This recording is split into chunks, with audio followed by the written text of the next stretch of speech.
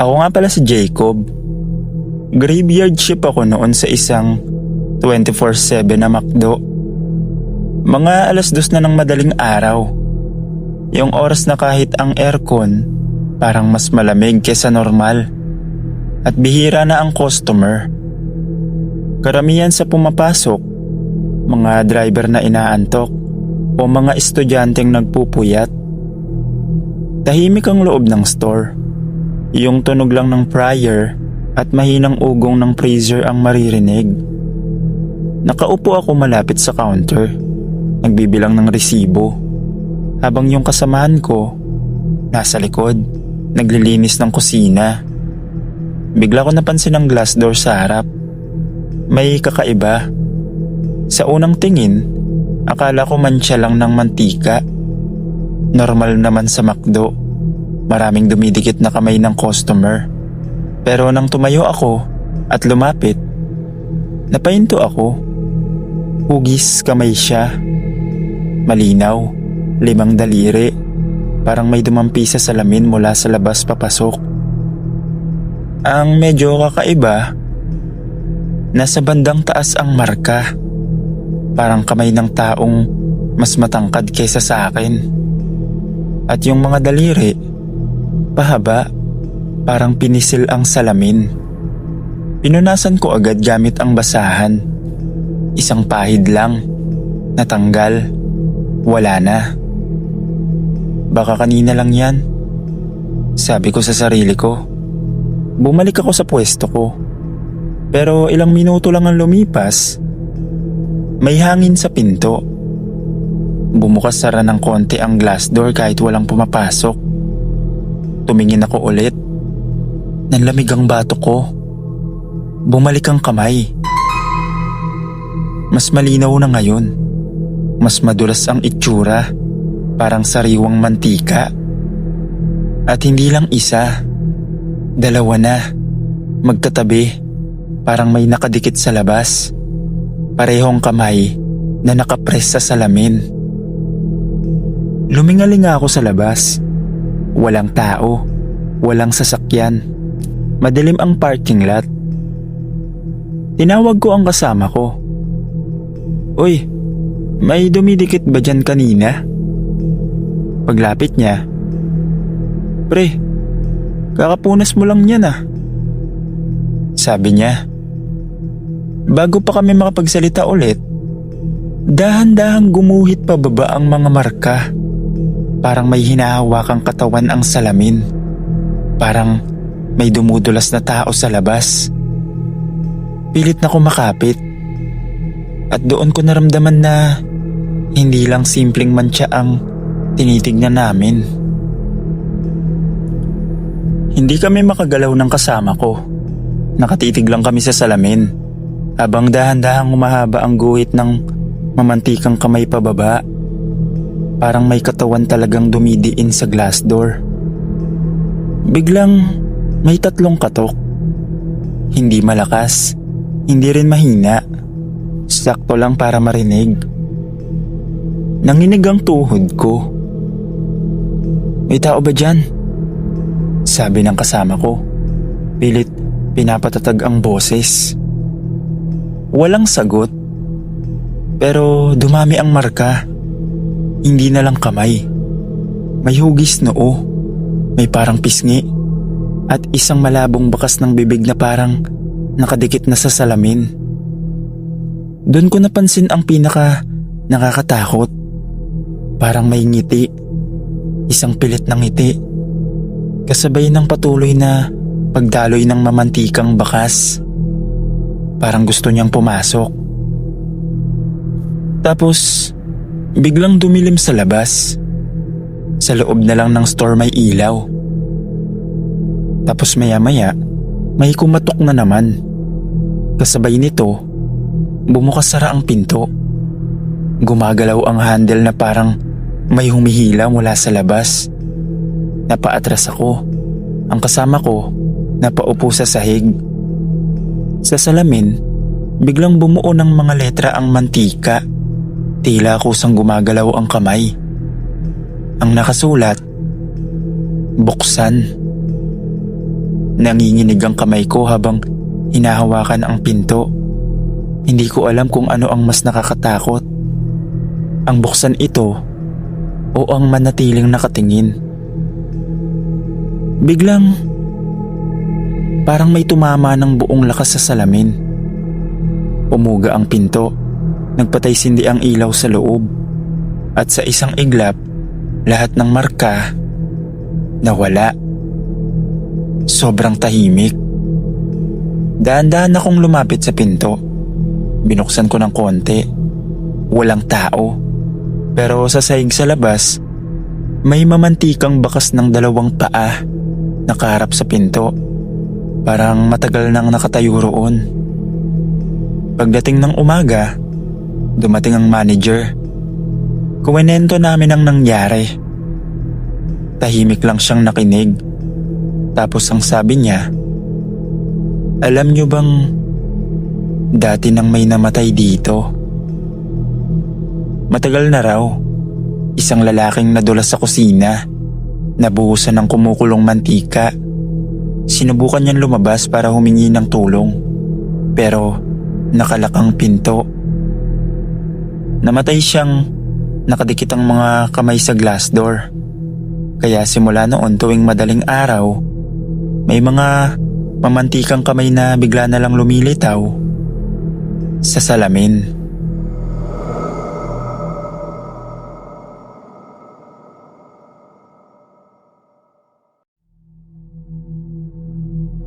Hindi ko talaga gusto ang graveyard shift, lalo na sa likod ng McDo. Doon sa storage at freezer area na laging malamig kahit pawis ka na sa kaba. Tawagin niyo na lang po akong Lawrence. Mga 1:00 ng madaling araw noon. Tahimik ang store. 2 lang kaming crew at may guard sa labas na madalas tulog sa upuan. Inutusan ako ng manager na kumuha ng frozen patties sa pinakang dulong freezer. Yung freezer na bihira naming buksan. Yung freezer na palaging sinasabing may kakaiba raw. Pagbukas ko pa lang ng pinto, sinalubong na agad ako ng sobrang lamig. Sumisingaw ang usok sa bibig ko. Habang nag-aayos ako ng box, may narinig ako. Mahina lang, parang hangin lang sa una. Pero nang tumigil ako sa paggalaw, doon ko na-realize, isang iyak, parang bata. Napatingin ako sa loob ng freezer. Walang tao. Puro kahon lang ng karne at fries. Nakastock hanggang kisame. "Hello?" Mahina kong tawag. Tumigil ang iyak. Saglit lang. Tapos bumalik ulit. Mas malinaw na ngayon. Parang nanggagaling sa pinakang likod. Sa likod ng mga kahon na hindi ko ginagalaw. Bumilis ang tibok ng puso ko. Pinilit kong isipin na baka tunog lang ng yelo o makinang may sira. Kinuha ko ang kailangan ko at nagmadaling lumabas. Pagkasara ko ng freezer, may kumatok mula sa loob. 1 beses lang. Nanlamig ang kamay ko sa hawakan. Dahan-dahan kong binitawan at umatras. At doon ko narinig ang pinakang ayaw kong marinig. Isang boses. "Kuya, ang lamig." Hindi ako nakasagot.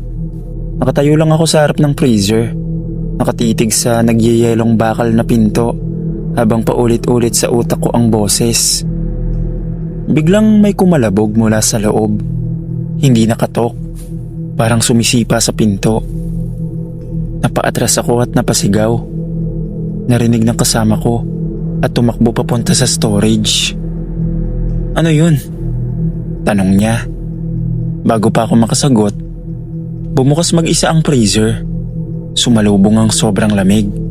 Parang may humihigop ng init sa katawan ko. At sa loob, may maliit na anino sa pagitan ng mga kahon.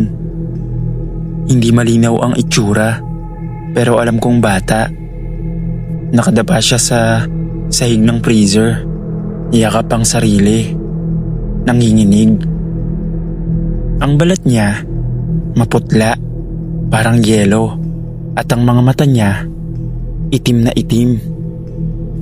"Isara mo," sabi ng kasama ko. Pero bago pa namin magawa, tumayo ang bata. Dahan-dahan siyang lumingon sa amin. May bakas ng yelo ang mga buhok niya, at bawat hakbang niya, may tunog ng nagyayelong bakal sa sahig. Sumisigaw ako. Pero hindi nila ako narinig. Sabi ng bata. Biglang bumukas ang emergency lights kahit nakabukas ang lahat ng ilaw. Naramdaman ko ang bigat ng pinto. Parang may humihila mula sa loob. Pilit na isinasama kami kasama niya. Sa huling lakas ko, isinara ko ang freezer at kinandado. Sa loob, narinig pa rin ang iyak. Mas malakas na ngayon. Tumakbo kami palabas ng storage. Nanginginig, halos madapa. Tumawag kami sa manager at guard. Pagdating ng umaga, kinausap kami ng dating crew na matagal nang naroon. Doon namin nalaman ang totoo. Maraming taon na ang nakalipas, may batang napaglaruan ng crew. Pinasok sa freezer bilang biro. Saglit lang daw dapat, pero nakalimutan nila. Namatay ang bata sa loob, sa lamig, sa dilim, habang umiiyak at sumisigaw. Simula noon, tuwing graveyard shift, may naririnig na iyak sa freezer. At matapos yun, nag-resign ako. Kasi ayoko na ulit maranasan at marinig ang iyak ng bata.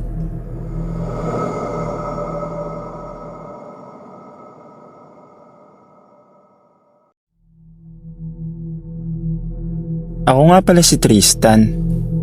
Graveyard shift ako nun sa McDo. Mga 2:30 ng madaling araw. Sarado na ang play place. May harang at malinaw na karatulang no entry. Tahimik ang loob ng store. Wala ng customer. Ako, isang kasamang crew, at yung manager na nasa opisina lang. Habang naglilinis ako ng mesa malapit sa play place, may narinig akong kalansing ng plastic. Parang may gumagalaw sa loob ng tubo. Huminto ako, nakinig. Parang may gumagapang. Ano kaya yun? Tanong ko sa sarili ko.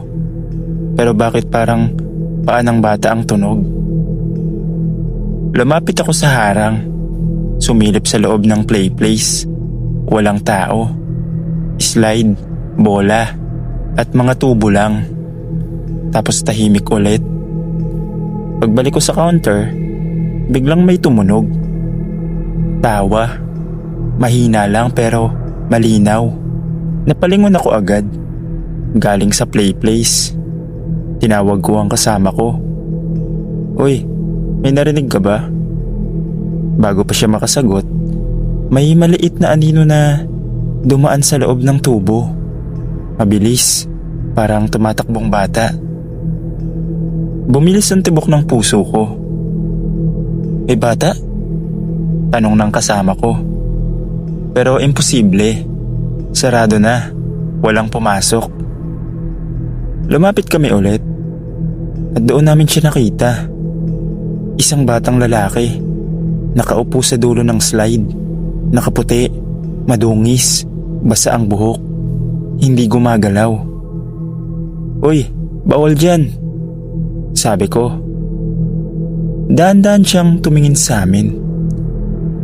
Walang emosyon ang mukha niya. Pero ang mata niya, parang pagod na pagod. "Kuya, pwede po ba akong lumabas?" Mahina niyang sabi. Bago pa ako makasagot, biglang namatay ang ilaw sa play place. Emergency lights lang ang natira. Nawala ang bata. Biglang may mabilis na yabag sa loob ng tubo. Paikot-ikot, palapit ng palapit. Umuga ang slide. Parang may bumabangga mula sa loob. "Umalis na tayo," sabi ng kasama ko. Pero bago pa kami makatakbo, lumabas ang bata sa slide. Nakatayo na sa labas ng play place. Ngayon, hindi na siya mukhang bata. Mas mahaba ang braso, mas payat ang katawan. At ang ngiti niya, hanggang tenga. Kanina pa ako nandito. Hindi niyo ako pinapansin, sabi niya. Biglang bumagsak ang lahat ng ilaw sa store. Tapos dumilim. Sa dilim, narinig ko ang sunod-sunod na tawa. Hindi na isa, marami na. Pagbukas ko ng ilaw ng flashlight, wala na siya. Matapos ang karanasan naming yon, nagtuloy-tuloy pa rin naman ako sa trabaho ko doon. Pero pagkatapos ng kontrata ko, hindi na ulit ako nag-apply bilang service crew.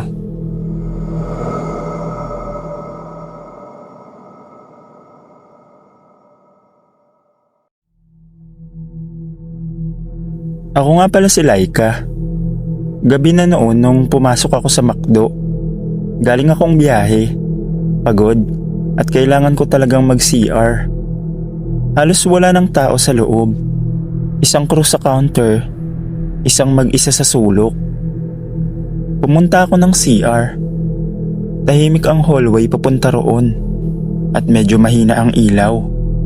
Kulay dilaw na parang laging may anino kahit wala naman. Pagpasok ko sa CR, sumalubong ang lamig at ang amoy ng disinfectant. Malinis naman.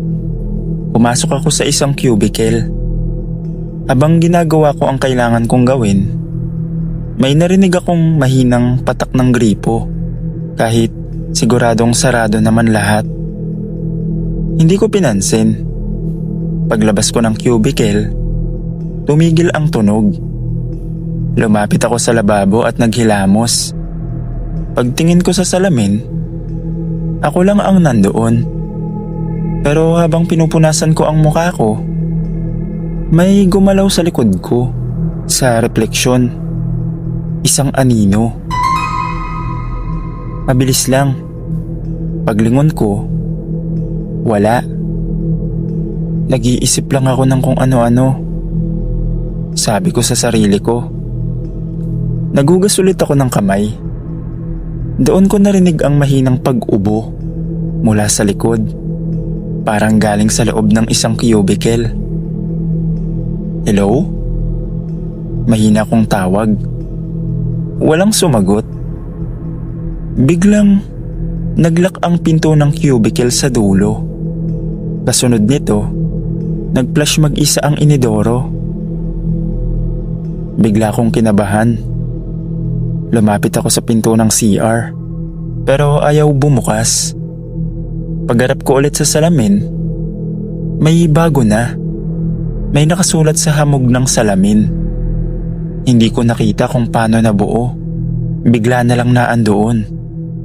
Ang nakasulat, "Huwag kang lilingon." Nanigas ako.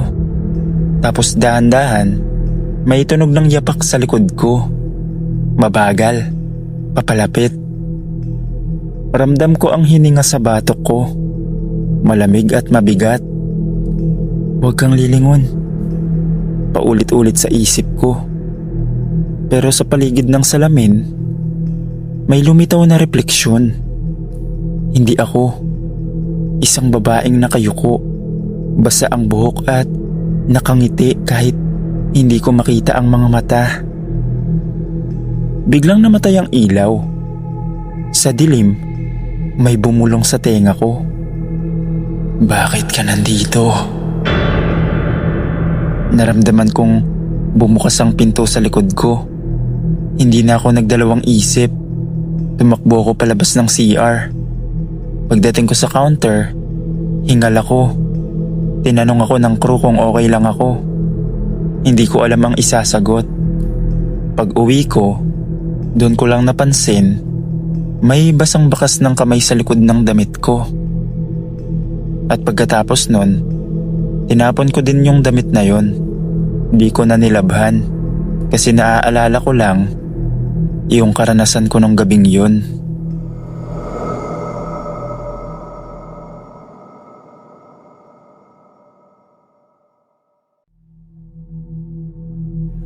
Magandang araw, Sir Dave.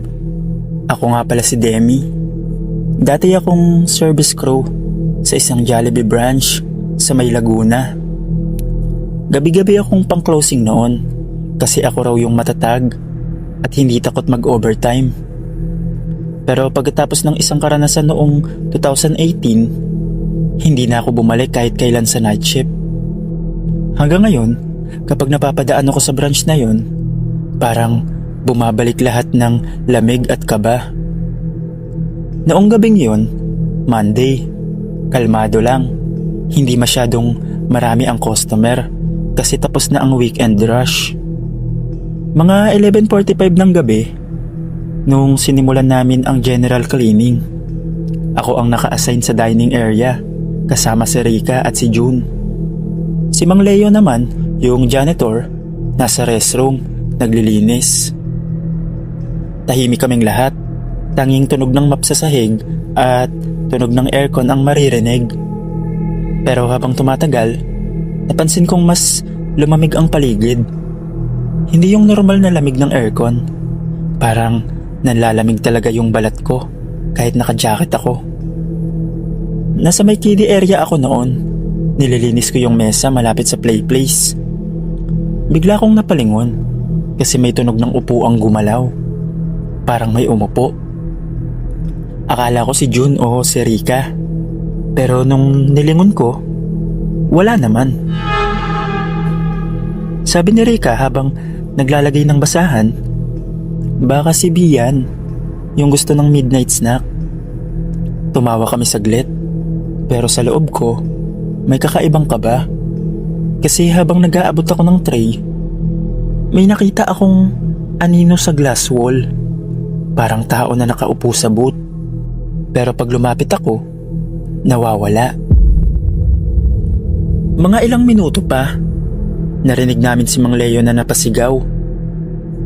"Hoy, sino yan?" Napatakbo kami papunta sa kanya. Sabi niya, may batang tumakbo papunta sa play place. Naka-red shirt. Pero hindi niya nakita kung saan lumabas. Sabi ni June, baka pagod lang si Mang Leo. Pero kitang-kita sa mukha niya, putlang-putla siya. Parang hindi na makahinga sa takot. Pinilit namin magpatuloy kahit medyo nagkakatinginan na kami. Habang nag-aayos ako ng tray sa counter, bigla kaming nakarinig ng boses sa intercom kahit patay na ang system. "Welcome to Jollibee." Mabagal, parang boses ng bata. Pero may kakaibang tunog na static. Lahat kami natigilan. "Demi, narinig mo yun?" Tanong ni Rika. Nanginginig ang boses. Tumango lang ako. Napalingon ako sa monitor ng CCTV. Sa gitna ng dining area, may nakatayong bata. Nakapulang damit. Pero walang muka. Pagkislap ng ilaw, biglang nawala.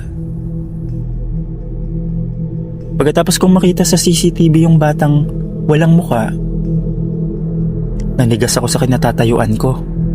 Hindi ako makasigaw. Hindi rin ako makagalaw.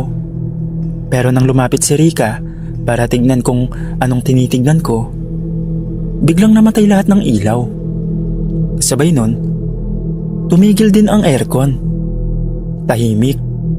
Yung klase ng katahimikan na parang may hinihintay na mangyari. Narinig naming bumukas ng kusa ang pinto ng play place. Yung maliit na gate na dinadaanan ng mga bata. Tapos may tunog ng maliliit na paa sa sahig. Basa, mabagal, parang may tumutulo. "Sino yan?" Sigaw ni June. Sabay bukas ng flashlight sa cellphone. Pero pag ikot ng ilaw, may nakita kaming bakas ng paa sa sahig. Maliliit, puno ng putik, at may halong parang dugo. Nagtakbuhan kami papunta sa counter. Pero si Mang Leo, naiwan sa may dulo ng dining area. Narinig namin siyang sumisigaw. "Lumayo ka sa akin! Huwag kang lalapit!" Paglingon namin, nakaangat ang ulo sa may ere. Parang may humahawak sa liig niya kahit wala kaming nakikita. Tapos bigla siyang bumagsak. Nawalan ng malay. Si Rika, umiiyak na. Ako naman, nanginginig. Sinubukan kong buksan ang backdoor, pero ayaw bumukas. Kahit anong pihit ko. Paglingon ko sa glass wall ng Jollibee, nakita ko yung batang nakatayo sa labas. Nakatingin sa amin. Nakapula siya pero yung mukha niya parang hinugot.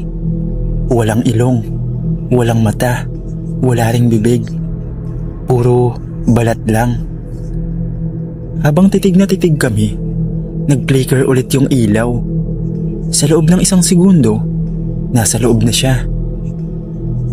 Bigla na lang siyang tumakbo papunta sa amin.